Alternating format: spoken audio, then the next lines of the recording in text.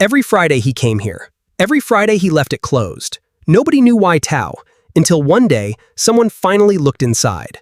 10 minutes. No food, no lid lifted. Just a man, a bench, and a box that never stayed the same after she was gone. Across the park, someone was watching. And she was about to learn the truth no one else in town had figured out. 1 year later, on the hardest day of all, he finally opened the box pound, and what he found inside changed everything. She had been watching him every Friday, and what she said next finally set her father free. It's gonna be okay, Dad. If you have ever loved someone so much that grief rearranged the furniture inside your chest, you need to hear this story to the very last word, because what happened on that park bench will make you call someone you love the moment this video ends. Before we go any further, if stories like this move you, hit like right now and subscribe to the channel, because there is a lot more heart waiting for you here. And trust me, you will want to be here for what happens at the end of this one. Every Friday, at exactly 12:15 in the afternoon, a man named Daniel Reyes walked into Meridian Park, sat down on the third bench from the fountain, set a small, faded blue lunchbox beside him, and stared at it for exactly 10 minutes without opening it. Then he stood up, picked up the lunchbox, and walked away. He never ate. He never spoke to anyone. He never once lifted the lid. For 14 months, the people of that small Ohio town watched this ritual repeat itself like clockwork, and for 14 months, nobody understood why.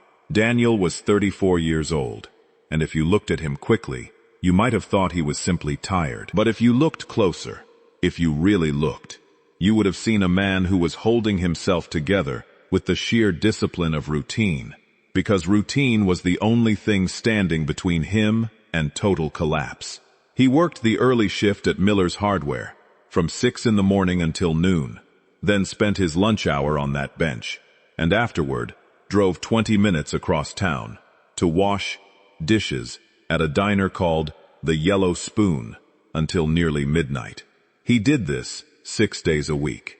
On the 7th day, he rested only because his 6-year-old daughter, Lily, demanded pancakes and cartoons and did not accept excuses. 14 months earlier, Daniel's wife, Maria, had been killed in a car accident on a rain-slicked highway on her way home from her sister's house. She had been gone less than an hour, driving distance she had made 1,000 times before, and then she simply never arrived. Daniel had been the one to answer the door when the police came. He had been the one to explain to a 4-year-old, and later a 5-year-old, and now a 6-year-old, why her mother's side of the bed was always so neatly made, why her coat still hung by the door, why some nights her father cried in the shower where he thought she couldn't hear him. Maria had been the kind of woman who turned ordinary things into rituals of love. Every single morning of their marriage, she had packed Daniel's lunch in that same faded blue lunchbox, and every single day, tucked beneath the sandwich or resting on top of the fruit, there had been a small note. Sometimes it was a joke so bad it made him groan out loud at his workbench. Sometimes it was a single sentence, "You are doing better than you think you are." Sometimes it was nothing more than, "I love you. Come home safe." In 11 years together, she had never once forgotten. Daniel had kept every single note in a shoebox at the back of their closet, and on the worst nights, he would sit on the floor and read through them like scripture.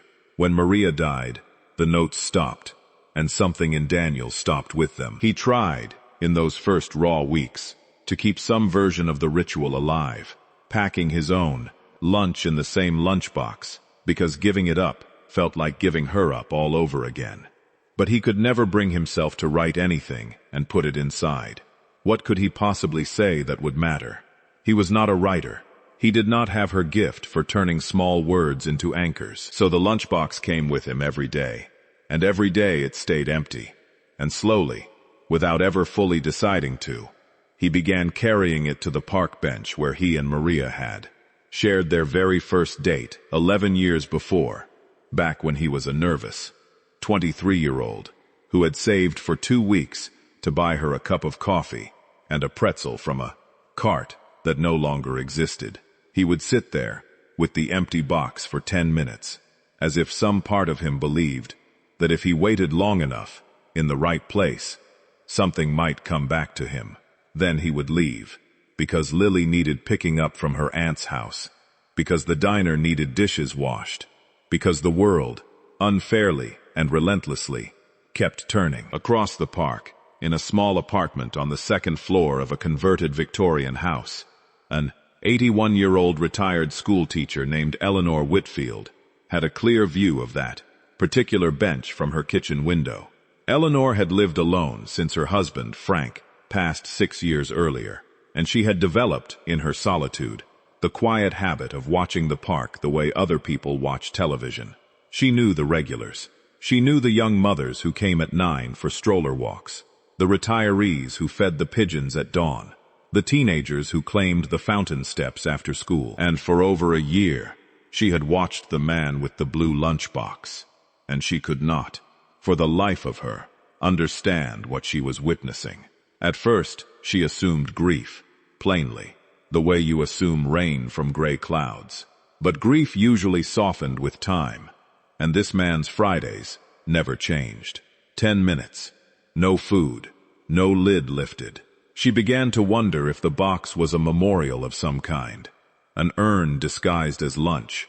She wondered if he was mad, in the old sense of the word, unraveling quietly in public, where no one thought to stop him. Mostly she wondered why she cared so much about a stranger's private sorrow, until she admitted to herself late one night, over a cup of chamomile tea, that she recognized something of her own loneliness in the shape of his stillness.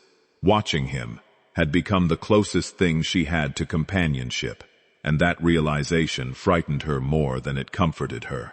Eleanor and Frank had raised 2 children in that same Victorian house, both grown now and scattered across the country, one in Seattle and one in Boston, each calling, dutifully on Sundays, but neither able to fill the particular silence that settled into a house, once its last occupant besides yourself has gone quiet forever. Frank had proposed to her, decades earlier, on a bench very near the one Daniel now occupied, though the fountain had been rebuilt twice since then, and the trees had grown from saplings into the broad old oaks that shaded the whole park.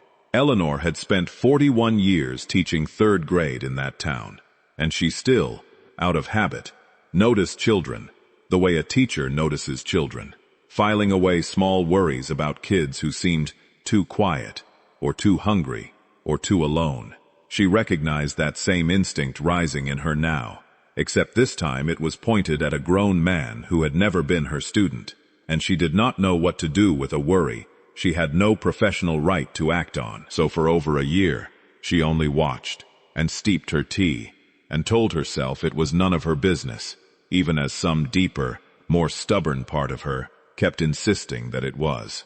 There was another regular of that bench, a man named Walter Combs, 67 years old, a Vietnam veteran who had spent the last 11 years sleeping in a converted van, parked 2 streets from the park, and eating whatever the community kitchen on 5th Street offered that day. Walter had lost his own son, Marcus, to an overdose 9 years prior, and in the particular fellowship of the grieving, he had clocked Daniel's ritual almost immediately, the way a person who has been shipwrecked recognizes another person struggling in the same water. Walter never approached. He respected the sacredness of what he was witnessing, but he began, without telling anyone, to arrange his own days so that he was always somewhere nearby, at 12:15 on Fridays, close enough to keep watch, far enough not to intrude, a silent sentry standing guard over another man's grief. There were mornings Daniel did not think he could get out of bed, let alone stand at a hardware counter smiling at customers who wanted paint chips matched or advice on fixing a leaking faucet, and he did it anyway, because Lily needed cereal poured and a lunch packed and a barrette clipped crookedly into hair he still did not fully know how to braid. His boss at the hardware store, a gruff, kind man named Pete, who had known Daniel since he was a teenager sweeping floors for spare change, had quietly covered for him more than once when Daniel's hands shook too badly to work the register, telling customers Daniel was in the back checking inventory, when really he was standing in the stockroom with his forehead pressed against a shelf of paint cans, breathing through waves of grief that arrived with no warning and no mercy. Pete never asked Daniel to explain himself. He simply left protein bars in Daniel's locker some mornings, the way you might leave supplies for someone you knew was fighting a war nobody else could see. At the diner, the night shift dishwashing job existed mostly because Daniel could not sleep anyway, and exhausting his body felt marginally better than lying awake in a bed that still, after 14 months, smelled faintly of a laundry detergent Maria used to buy. The diner's owner, a weathered woman named Rosalind who had buried a husband of her own 20 years earlier, let Daniel keep the job even when he was late, even when his hands moved slower than the other dishwashers, because she recognized in him the particular exhaustion of a person trying to outrun their own mind. "Grief doesn't care about your schedule," she told him once, sliding him a free slice of pie he hadn't ordered. "Eat something. You're no good to that little girl if you disappear too." The town, as small towns do, began to talk. The barber said the lunchbox man was praying. The woman at the bakery said he was leaving food for a dead pet. A group of teenagers dared each other to open the box one afternoon after Daniel left, and stared, baffled and a little unsettled, at its complete emptiness, before the whole group agreed, without needing to say it aloud, never to speak of it again. There was something about that emptiness that felt like trespassing on a funeral.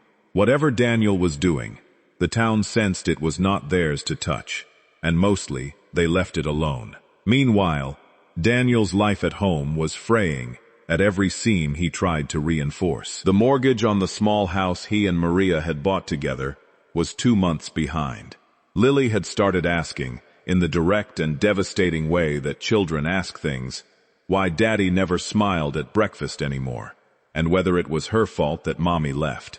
Daniel's mother-in-law, Carol, who watched Lily most afternoons, had begun gently suggesting that maybe it was time to talk to someone, a grief counselor, a support group, anything, and Daniel had thanked her and changed the subject every single time, because admitting he needed help felt like admitting he could not hold his own family together, and holding his family together was the only job he had left that still mattered. The 1-year anniversary of Maria's death was approaching, falling that year on a Friday, and Daniel had been dreading it, the way you dread a wave you can see building from far offshore, watching it grow, knowing exactly when it will hit, and still finding no way to brace hard enough. He had not told anyone the date was coming. He had not told his mother-in-law, his co-workers, or even himself, not directly, though it sat behind every thought like a held breath. He only knew that on that Friday, he needed the bench more than he had needed it any Friday before, and he needed, more than anything, to finally find the words that had eluded him for 14 months. What Daniel did not know was that Lily had, for the past 3 weeks, been quietly following him. It started by accident. Carol had a doctor's appointment one Friday, and dropped Lily at the hardware store early, and Daniel, unwilling to leave his 6-year-old alone in a stockroom, brought her along to the park, telling her to sit on the grass a short distance away and play with Moo, her stuffed rabbit, while Daddy had his lunch. Lily, curious in the fearless and forensic way that children are curious, watched her father sit with the box he never opened, and something about his stillness, the way his shoulders curved inward like a folded letter, imprinted itself on her. She did not understand grief in words yet, but she understood, the way children understand weather, that her father was carrying something heavy, and that the blue box was somehow the shape of it. After that first accidental Friday, Lily began asking Carol to bring her to the park, to play, during Daniel's lunch hour, and Carol, sensing no harm in a little girl feeding ducks near her father, agreed. Lily never approached the bench. She watched from the fountain steps, half hidden behind the stone lip. Her stuffed rabbit clutched against her chest, and she watched her father's face during those 10 unmoving minutes with an attention far beyond her years. She noticed that on some Fridays his jaw tightened like he was holding words behind his teeth. She noticed that once, just once, his hand had rested on the lid of the box for almost a full minute before he pulled it back, as though the box itself were hot to the touch. She did not tell him she had seen any of it. Some part of her, too young to name it as instinct, understood that this was a private door, and that she had not yet been invited through. On the Friday of the anniversary, the sky over Meridian Park was the flat, colorless gray of late autumn, the kind of gray Maria used to call waiting for something weather. Daniel arrived at 12:15 exactly, as he always did, and sat down on the third bench, the blue lunchbox on his knees instead of beside him, which Eleanor noticed immediately from her kitchen window, a small deviation in a year of perfect sameness that made her set down her teacup and lean toward the glass. Walter noticed it too, from his usual spot near the community garden, and found himself, without deciding to, walking a little closer than he ever had before. Daniel opened the lunchbox that day. For the first time in 14 months, he lifted the lid. Inside, there was nothing, of course, because there had never been anything. But this time he did not simply stare at the emptiness. He reached into his jacket pocket and pulled out a folded piece of paper and a pen, the same brand of pen Maria used to use, which he had bought that morning almost as a dare to himself, and he began to write. His hand shook. He crossed out the first 2 lines so hard the pen tore the paper. Across the park, Lily watched her father's shoulders begin to shake in a way she had never seen before. Not the folded, holding-in shake of grief withheld, but something looser, something breaking open, and without thinking, without asking permission from Carol or from Les, the part of her mind that usually kept her rooted to the fountain steps. She stood up, rabbit in hand, and walked toward the bench. "Daddy?" Daniel looked up, startled, his face wet, the unfinished note still trembling in his hand. For a moment, he simply looked at his daughter as though he had forgotten, in the totality of his grief, that he had a living reason to keep breathing, standing 3 feet in front of him. "Lily, baby, what are you?" "I've been watching you," she said, with the blunt honesty only a 6-year-old can survive delivering. "Every Friday. You bring the box and you don't eat, and you don't open it, and then you leave. Grandma doesn't know I watch. I'm sorry.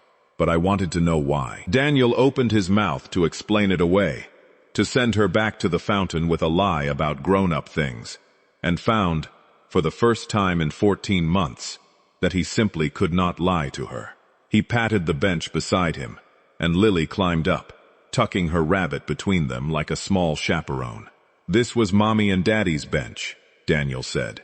"This is where I asked her to be my girlfriend, 100 years ago, before you were even a thought. And every day we were married, Mommy packed my lunch, and every single day, she put a little note inside it, telling me something she wanted me to carry with me. When she died, I couldn't write the notes. I didn't know what to say that would be good enough, so I just kept bringing the box here, empty, because empty felt more honest than anything I could think of writing." Lily considered this with the terrifying clarity children sometimes possess. "But it's not empty," she said.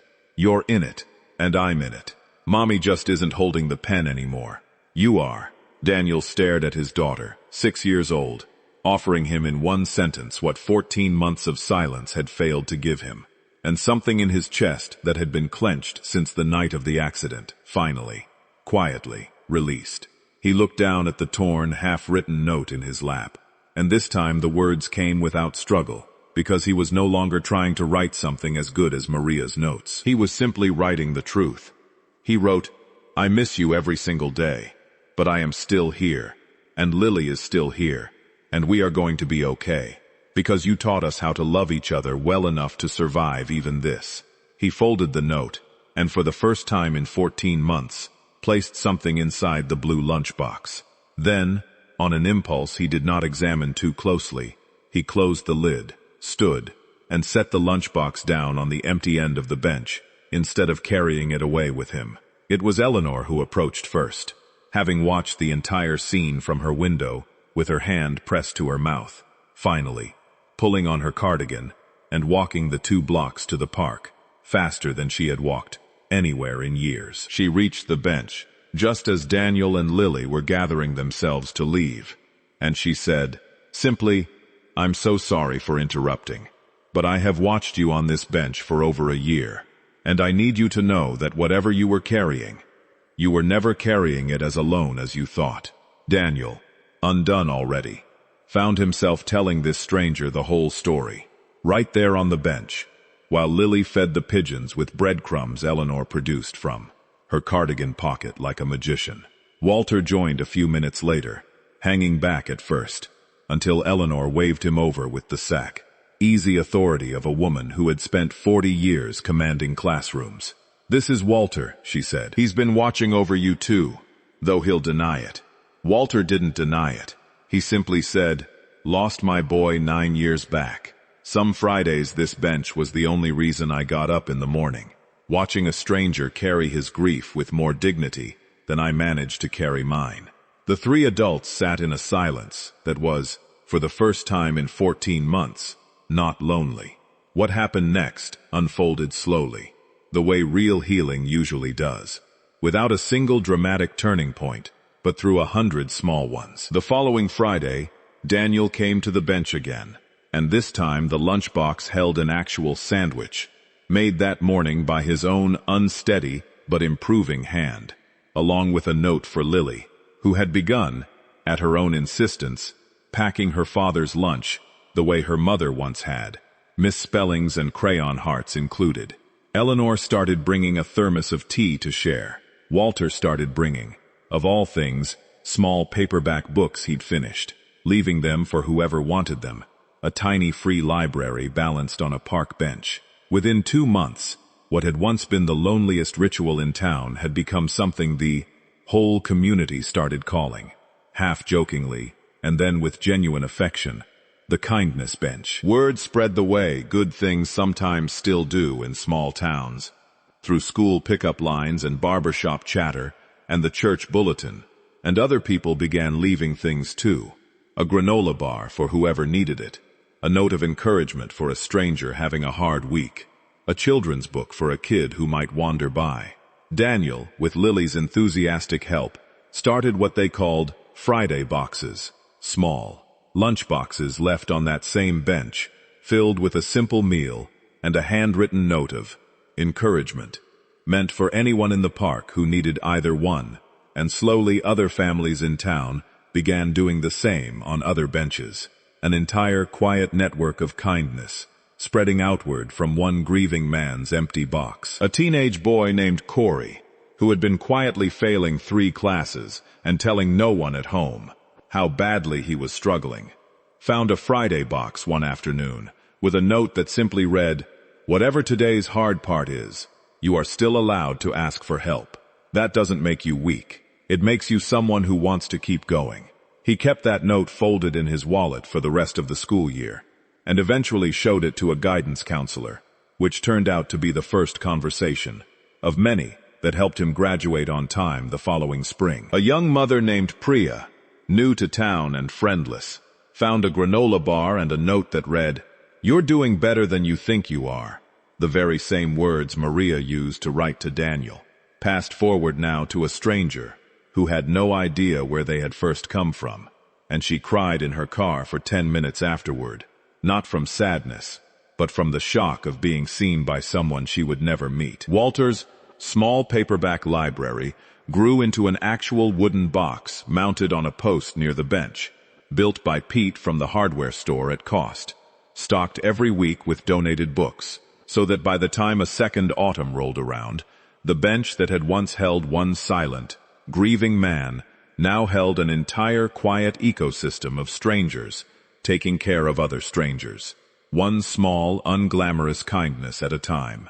Daniel came to understand, slowly, that this was exactly the kind of thing Maria would have built if grief hadn't gotten to the idea first. She had always been the one who noticed the new mother struggling at the grocery store, who left extra vegetables from their garden on the porches of elderly neighbors, who believed, simply, and without needing to explain it, that most people were only ever one small, unearned kindness away from feeling less alone. Daniel had spent 14 months believing that when Maria died, that particular way of moving through the world had died with her. It took an empty lunchbox, a watchful widow, a grieving veteran, and his own 6-year-old daughter to teach him that it had not died at all. It had simply been waiting, patiently, folded up inside him, for someone brave enough to open the box and let it back out into the world. Daniel eventually did talk to a grief counselor, at Carol's gentle and now unresisted urging, and found, to his surprise, that it did not feel like failure, but like finally setting down a weight he had been carrying alone for far too long. He kept every note Lily wrote him, in the same shoebox, where he kept Maria's, not to replace her, never to replace her, but because he had learned, slowly and painfully, that love does not require replacement to continue. It only requires someone willing to keep writing the notes. A year after that anniversary Friday, on a warmer, brighter afternoon, Daniel sat on the third bench from the fountain, with Lily beside him, and Eleanor and Walter close by, as had become their unspoken Friday custom, and he opened the blue lunchbox to find, tucked beneath a peanut butter sandwich Lily had made herself, a note in her careful, looping 7-year-old handwriting. It read, "I love you, and Mommy loves you too, from wherever she is watching. You are the best lunchbox in the whole world, Daddy, because you never stayed empty. You just needed time to fill back up." Daniel read it twice, folded it, and slipped it into his shirt pocket, right over his heart. And for the first time in 2 years, he did not cry from grief. He cried, quietly and gratefully, from something that finally, unmistakably, felt like peace. Eleanor still watched the bench from her kitchen window most Fridays, though now she usually joined them there instead, and she liked to say that the view had gotten a great deal more crowded and a great deal less lonely.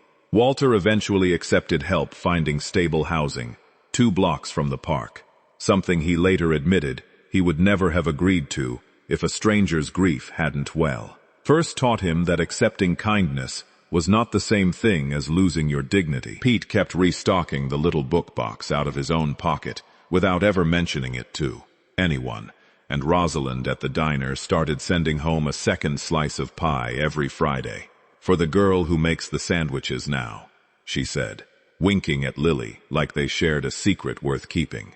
Nobody in town called it the lunchbox man's bench anymore. They just called it the kindness bench, as though it had always belonged to everyone, which, in the truest sense, it finally did. Daniel still visited Maria's grave on the anniversary each year, still talked to her the way people do when love outlasts the person who first taught them how to feel it.